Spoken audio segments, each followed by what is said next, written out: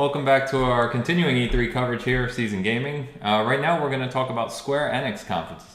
Just finished a short while ago. It was rather, we're going to say right off the bat, disappointing. Not a whole lot there that we didn't already know, just a few things we'll touch on.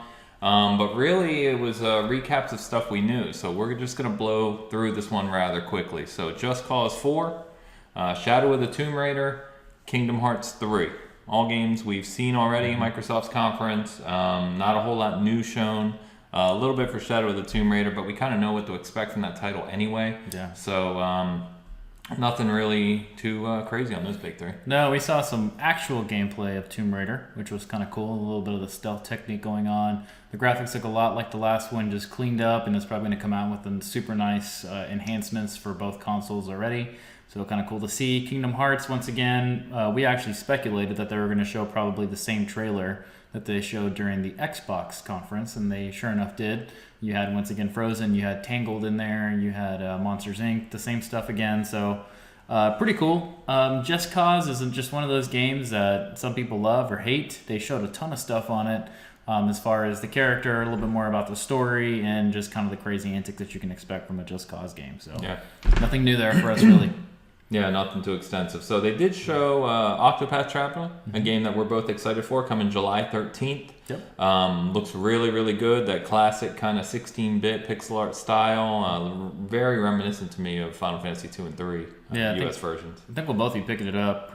Something new to play on the Switch, something we've been waiting for a while. Demo's been available for a while, so now we're actually going to get the game really quick. Yeah, so excited about that one. Excuse me.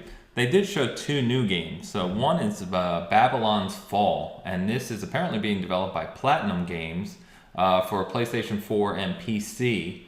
And really, they didn't show any gameplay. They just showed this kind of historical or this path of history of all these events that had happened, which we'll obviously need to go back and kind of slow motion or pause and read through. But seemed interesting. Good to see Platinum Games, with another new IP. So hopefully it lives up to the action pedigree they're known for.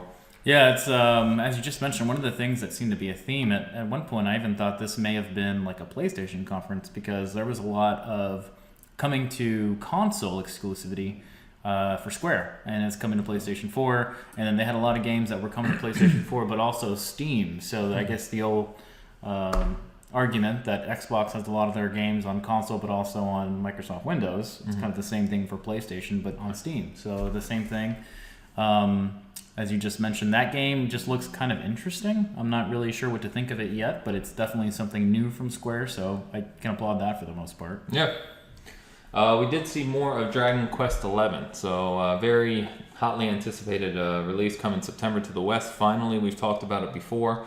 They also announced an exclusive collector's edition. So if you're like us and like these big collector's editions with art books and maps and everything else that comes with them, it's only on the Square Enix store, and it'll probably sell out pretty quickly. It's only for PlayStation 4.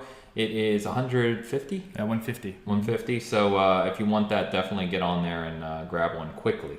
But looks good. Looks exactly what you would expect from Dragon Quest. Yeah, I mean, it's out in Japan already. So, I mean, it's been out. I think we all know what to expect from it. It's supposed to be fantastic. Story's supposed to be great. Finally, a little bit more of the English translation we can see in it. We have a firm launch date. So tons of good stuff there. Yeah. They briefly showed a crossover between Final Fantasy XIV and Monster Hunter World. So don't know exactly what's going to be going on there, but looks like you'll be able to hunt some monsters in Final Fantasy XIV, so that could be interesting for fans of those franchises at least. Yeah, and it's the Final Fantasy Online game that's getting kind of that crossover, and as we have talked about, Monster Hunter World was kind of the lead runner for Game of the Year at the beginning of the year. It sold very, very well. A lot of people loved it, and so a cool collaboration coming down the road for Monster Hunter. Yeah. Yep. And they once again highlighted Nier Automata for Xbox One. And then Same trailer. Same trailer. Xbox. And then probably the most strange / unique / unexpected thing was this game called The Quiet Man. It looked like a strange real-time action, live video. Intro that led into this very CGI kind of gameplay briefly of apparently a deaf guy that kicks some ass. Yeah. So a couple funny things. It looked like Tom Brady with long hair. And then it felt a lot like Quantum Break in the sense where you have that live action and then it would kick into gameplay, but all that went through was a series of punches, a couple blocks from him, and then it kicked back to live action, and then that was it. I mean, the trailer was really quick. People on social media loving it, so I guess it looks cool. I have no idea what to think about it. I don't think we saw anything really. Yeah. I mean, we saw a trailer, but no real gameplay or what it entails or who's, not much about it. So it's coming to PS4 and PC as well. And that was Square Enix. Yeah. That was it. It was less than 30 minutes. Not a whole lot to really talk about. I've already seen a lot of feedback saying this was by far the worst or flattest conference so far. Yeah, the best word for it is flat. I mean, there wasn't anything bad. There wasn't anything surprising. There wasn't anything. We didn't get much of a surprise outside of The Quiet Man and the other game, Babylon's Fall.